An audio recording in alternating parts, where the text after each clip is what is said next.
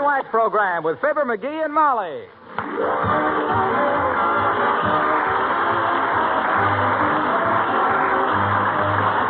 The makers of Johnson's Wax for home and industry present Fibber McGee and Molly, written by Don Quinn and Phil Leslie, with music by the King's Men and Billy Mills Orchestra.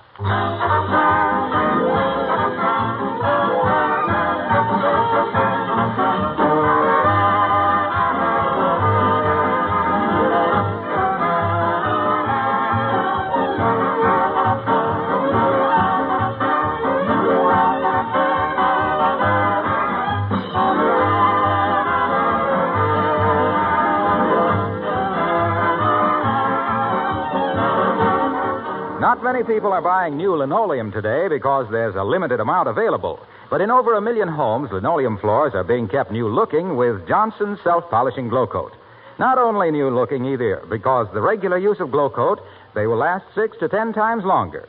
That would be reason enough for you to try Glow Coat on all of your linoleum surfaces, kitchen, front hall, bathroom, or bedrooms, wherever you have any variety of linoleum or asphalt or rubber tile. This is, of course, another reason for Glow Coat's great popularity. It's so easy to use. The story is simply this: apply and let dry. There's no rubbing or buffing because Glow Coat is self-polishing. It's very easy to keep a glow-coated floor spotless, too. Spilled things are wiped up in a jiffy. The protective Glow Coat film is tough, uniform, always the same. And the Johnson name on the package is your guarantee of dependability.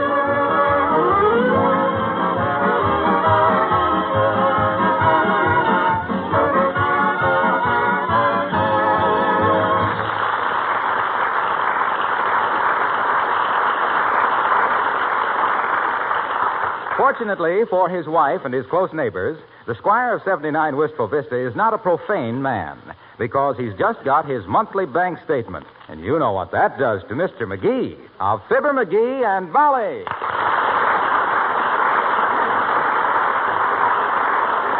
Of all the dirty second-carding, dice-loading, figure-juggling shysters, I hereby award the silver chisel with 2 oak leaves to the Fourth National Bank. Oh, dear, every month the same thing.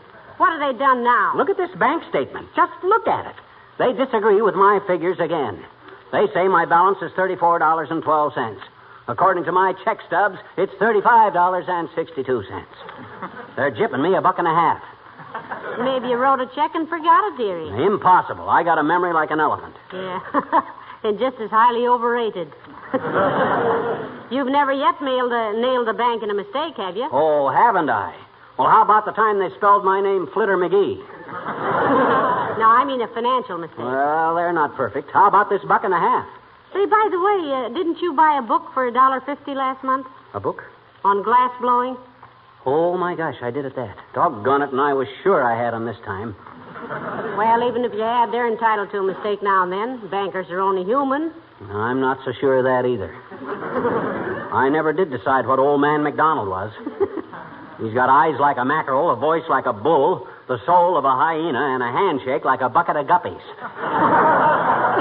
Well, personally, I like him. Well, so do I, doggone it. And he'd be so easy to hate, too. By the way, dearie, why did you want that book on glass blowing? Oh, I had an idea to make some cute Christmas presents. Oh? I was going to blow some glass ships with bottles inside of them. It didn't work out right. You ought to buy a book on how to blow money. I'm sure you could have blown $1.50 more intelligently than Hello, that. Mrs. McGee. Hello, Mr. McGee. Oh, hello, Alice, dear. Hi, Alice. Hey, what business do you do business with? What bank do you do business with, kid? Where do you bank your dough? In the Darling Security. The what, Alice? The Darling Security. My left stocking. Why? Oh. Well, by George, I think I better try that. Then I wouldn't be getting into these rat races with the Fourth National every month. There's never been a run on the Fourth National, McGee. Alice's bank has had several. Not only that, but every once in a while I paint my stockings on with that liquid stuff. And one day after I applied it, I spent 20 minutes trying to stuff $18 into it. You can't do it. Besides stocking your dough in your sock is very inconvenient, McGee. You have to go into a phone booth or a dark corner to make deposits and withdrawals. Then I'm going to get me a money belt and carry it around my waist. Oh, well, I'll get you one for Christmas, Mr. McGee. What size belt do you wear? I wear a size Well, never mind. I'll keep my dough under a loose brick in the fireplace. All right. Were there any phone calls for me today? Oh, yes, Alice. Corporal McCluskey called. He didn't leave any number, though. Oh, I've got his number, believe me. I gave him the gate. When I was a girl, Alice, I made it a point never to break up with a boy till after Christmas. And you're not whistling Dixie, baby. You were the sweetest girl in Peoria during November and December. But what a whim of iron in January. Well, it won't do any good with McCluskey. He said when he was a child, he got stuck in a chimney, and ever since then, he's had Santa claustrophobia. Oh. But if he calls again, find out where I can call him back, and then hang up on him. Thanks very much.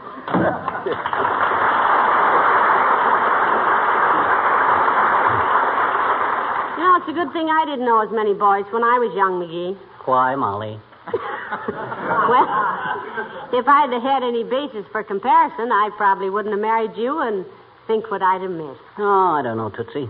You might have married $1 million and had a string of yachts and a summer home at Snob Harbor. I did better. I married 1 million laughs, one of them being a hearty snicker at Morgenthau. Well, you know me, kid. I'd rather be a riot than be president. You get it? I didn't say right. I says riot, which I consider a rather clever use. Ain't funny, McGee. Oh, well, I haven't tried one of those for a long time. Can't always have luck with the yuck. There are days when even the best of us... Come in. Oh, hi, painkiller. Hello, Dr. Gamble. Hello, Molly. And good day to you, liverwurst. What do you mean, liverwurst? I mean, if you don't get out and get some exercise, you'll have the worst liver on my entire roll call. Oh, now, Doctor, he does setting up exercises every morning. Betcha. He sets up, shuts off the alarm clock, and falls back unconscious. Well, anyway, you're not exactly a model of physical perfection yourself, Doc. You got the profile of a basketball smuggler. Well, look who's talking. With that pot of yours, you ought to spend your life standing under a rainbow. Oh, yeah? Well, come on outside, and I will, Si. A rainbow is just the sun shining through a big drip. McGee, now stop it. The doctor didn't come in here to be insulted, did you, Doctor? No, I didn't. Came in here to insult him. And by the way, short snort, here's your monthly bill. A bill for your Well, can you equal that? Too doggone cheap to buy a 3-cent stamp. Doc, you're so tight-fisted you're a menace to doorknobs.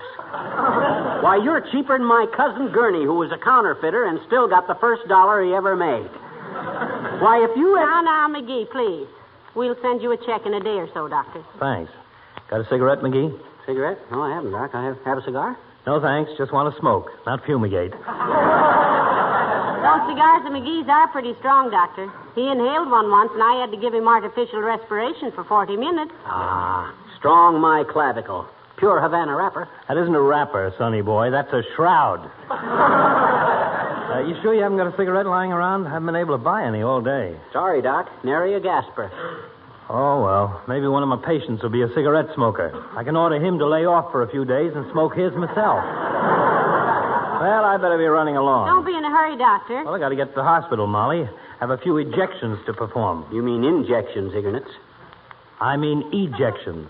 We're short of beds, and I have to throw out a few gold-bricking patients who just check in to get their backs rubbed and steal some Kleenex. See you later.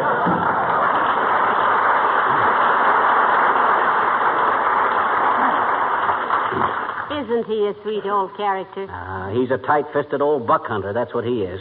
The idea of bringing me a monthly statement. It's unethical. Dunning a patient in person, I got a good mind to report him to the AMA. How much is the bill? Oh, I don't know. I didn't even look. Let's see. Oh, my gosh. How much? Nothing. Nothing. It says... Well, we owe him at least $18. What does it say, dearie? Charges canceled in lieu of Christmas present. Oh. And a Happy New Year. Signed, Chris Kringle Gamble. Isn't he a sweet old character? Dear. And we couldn't even give the poor lad a cigarette. Dad, drat it, you know what I'm going to do? I'm going to find old Doc some cigarettes if I have to climb George Washington Hill on my hands and knees. Hand me the phone. Billy Mills in the orchestra, and there goes that song again.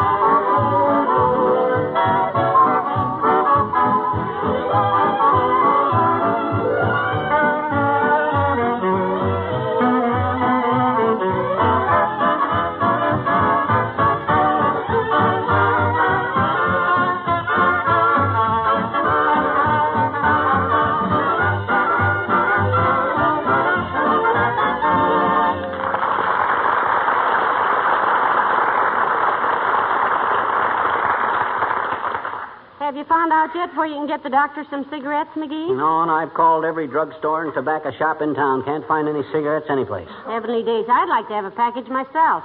You? Why, you never smoked a cigarette in your life. I know, but that's how these shortages affect people. Huh? If somebody started a rumor that there was going to be a shortage of war bonds, why, every town in the country would buy over its quota. Unquota. Well, I still got one ace in the hole to get good old Doc some cigarettes. And this is my last phone call. Hello, operator. Give me radio station WVIS. That you, Mert? Oh, dear. How's every little thing, Mert? There's, eh? What's that, Mert? Your kid sister. Went to the waves last week. Oh, good for her, McGee. How old is she? 11. She went fishing with her father and fell out of the boat. What's that, Mert? Okay, connect me. What's the radio station got to do with getting cigarettes for... Hello, WVIS? Let me speak to Mr. McClure, please. Yeah. Hello, Paul. Fibber McGee speaking. Remember? Oh, sure you do, Paul. Went to school with you in Peoria. Huh? You didn't? He didn't what? Says he never went to school in Peoria. Well, where did you go to school, Paul? Libertyville, Illinois. Well, I'm afraid you got me confused with somebody else, Paul. I never been in Libertyville. This is as far-fetched a way to get cigarettes as I Look, ever... Paul, how's chances of getting on that quiz program of yours tonight? At Smokes for Folks. The one you give cigarettes away on it. I begin to see. Yeah, that's the one. Huh? Oh, I see. Yeah. Huh? Okay, I'll be there. 6:45. Okay, McTavish. Thanks. You see, Molly? That's what it takes to get things. Brains and brass. But... Got to get down there at 6:45. We'll get supper downtown someplace after the show. And yes, all I got to do is answer a few quiz questions, and boom, they hand me a carton of cigarettes. But... I always wanted a chance to make a monkey out of some of those experts. But... Offered to go on information please once, but they never answered. For a show with such a polite title, they're awful bad-mannered with their mail. But... What were you saying? Never mind. I should have saved those butts for Dr. Gamble. Well, get your hat, kiddo. We haven't got much time. I better tell Beulah we'll be out for dinner. Beulah! Oh, Beulah! Roger.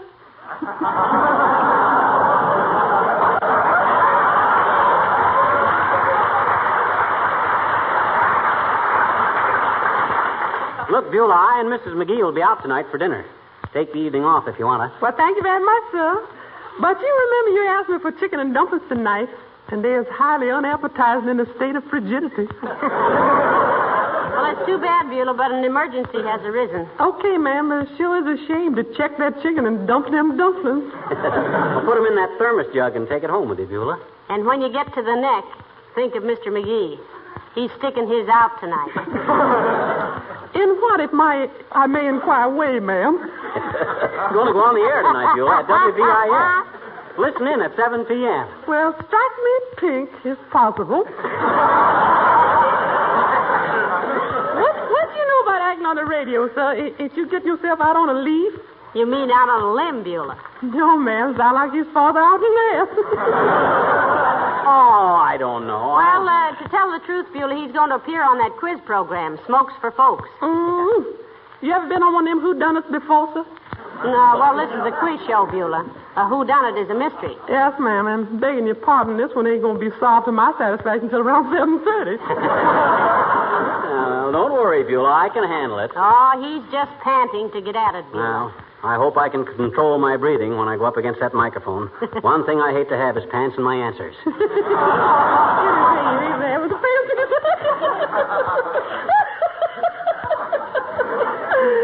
Love that man.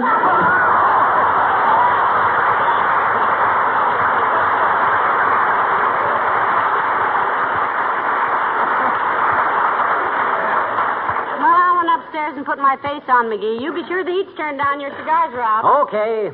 Ah, there goes a good kid. Yes, sir. And here she comes back. I just happened to think, McGee, if you can't get 2 tickets for the studio, I'd just soon stay home and listen No. to you. No. Don't worry your little bobby pins about that, Angel Puss.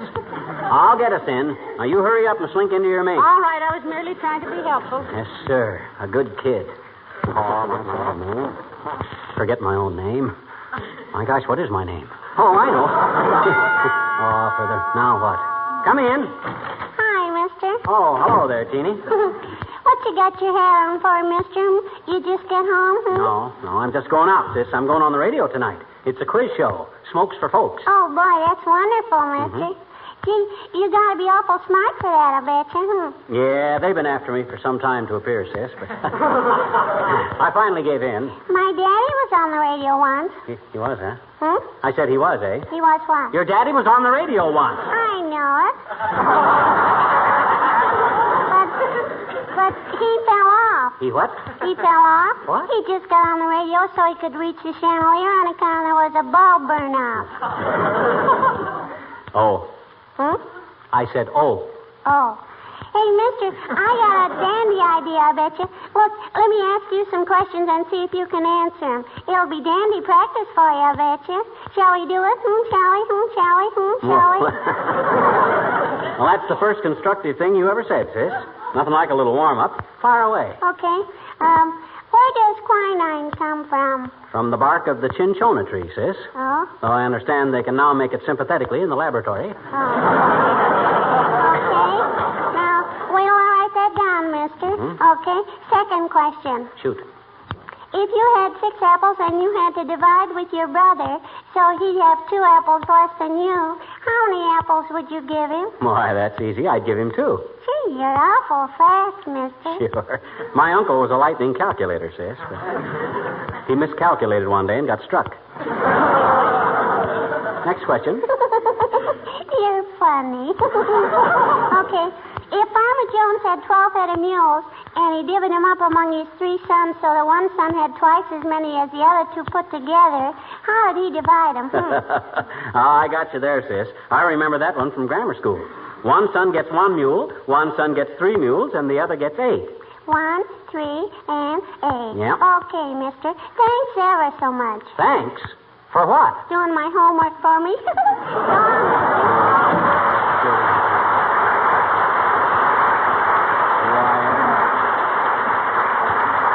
Well, I'll be Why, that little... all the... I'm all ready to go, McGee. Who are you talking to? Oh, that kid from across the street. And you know, I still think that kid is a midget. Well, come on.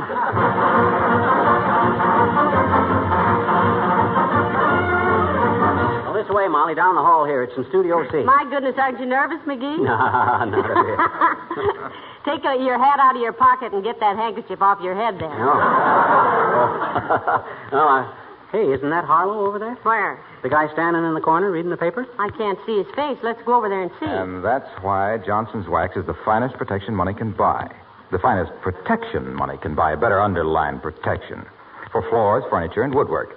It protects against dust, dirt, dampness, slight pause here, and keeps things from... Hi, Waxy. Hello, Mr. Wilcox. Don't bother me now, folks. I'm rehearsing for the... Oh, hello there, Molly. Hello, pal. What are you doing here? I'm going to be one of the experts on smokes for folks, Junior. He's doing it to get some cigarettes for Dr. Gamble, Mr. Wilcox. Oh, gee, that's great. But look, if you'll excuse me, I've got to run over this sales talk before I go on the air. Oh. Let me see. Use Johnson's Wax on windowsills, lampshades, luggage.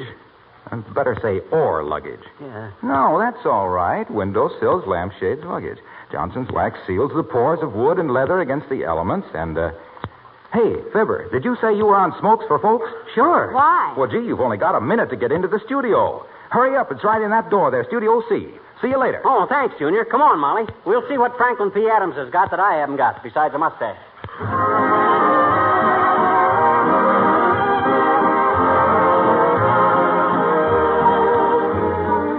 Here are the King's Men singing Tooraloo-la-loo-row. Over in Killarney, many years ago, me mother sang a song to me in tones so sweet and low. Just a simple little ditty in her good old Irish way, and I'd give the world if she could sing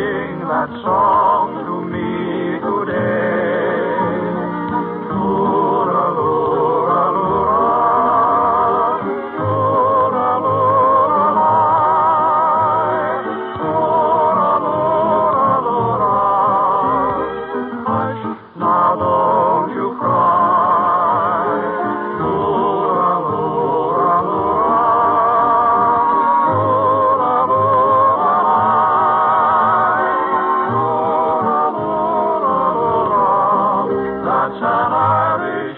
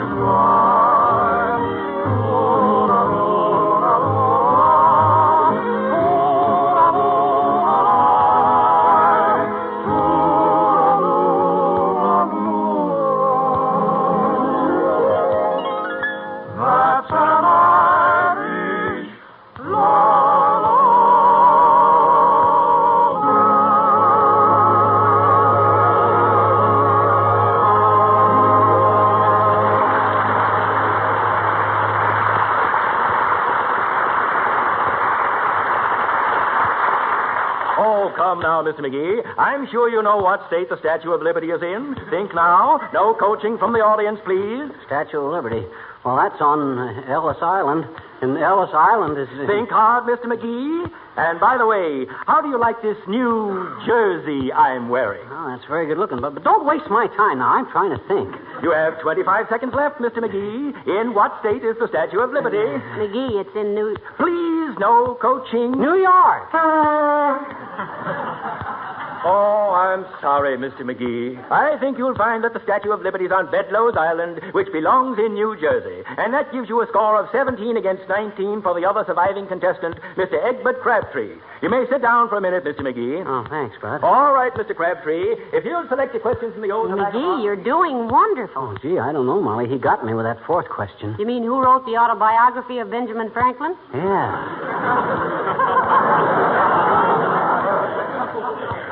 Who did?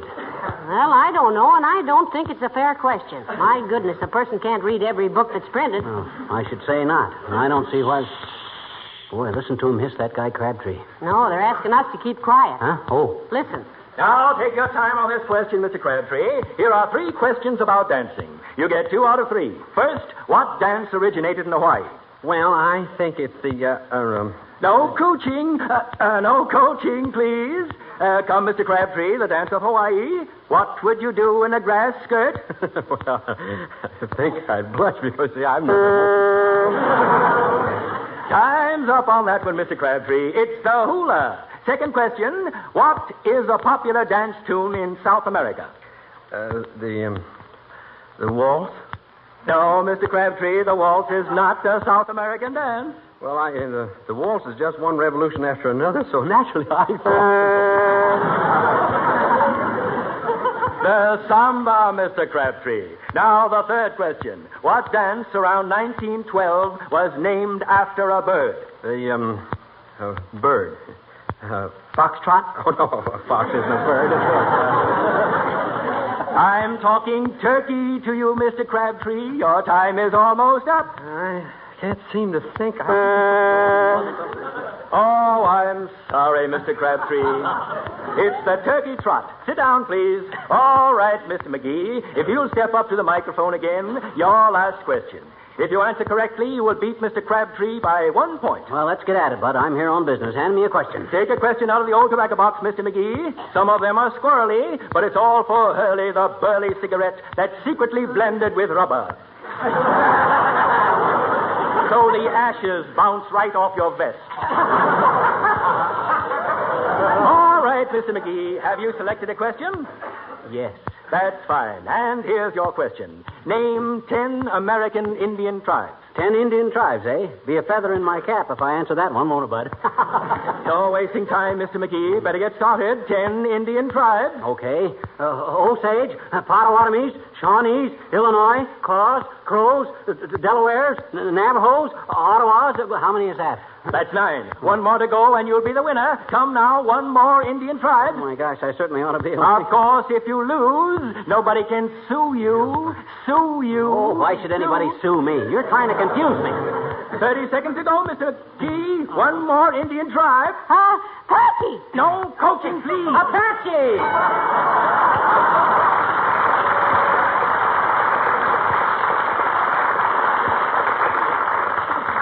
McGee, you're wonderful. I don't know how you do it. I did it for old Doc Gamble, Molly.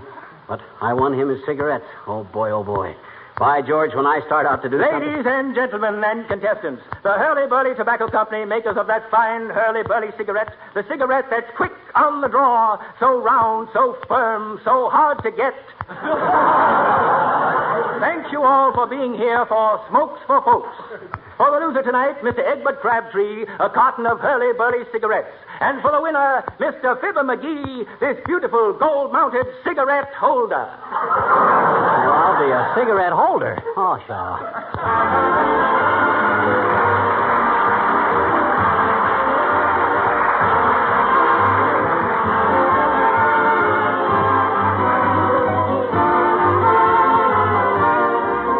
You ladies who read popular fiction must often have come across statements like this. Lydia Lush smiled as she stepped into the lovely living room with its attractive furnishings, its polished wax floors. Well, now, not meaning to be funny, why wouldn't Lydia smile when she entered such a beautiful living room?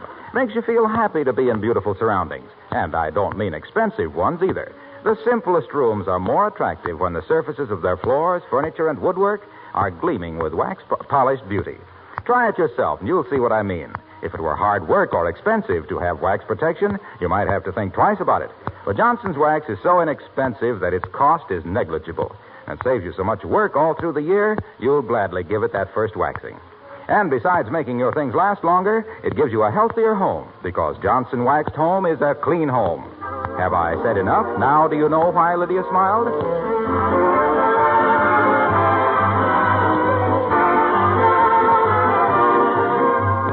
Molly, I'm writing a new song. You want to hear it? What's it about? I'm going to release it to the public when cigarettes come back. What's the name of it? Inhale Columbia. Oh. Speaking of songs, ladies and gentlemen, we've had so many requests for Ken Darby's musical setting of The Night Before Christmas. We're going to do it next week. Good night. Good night, all.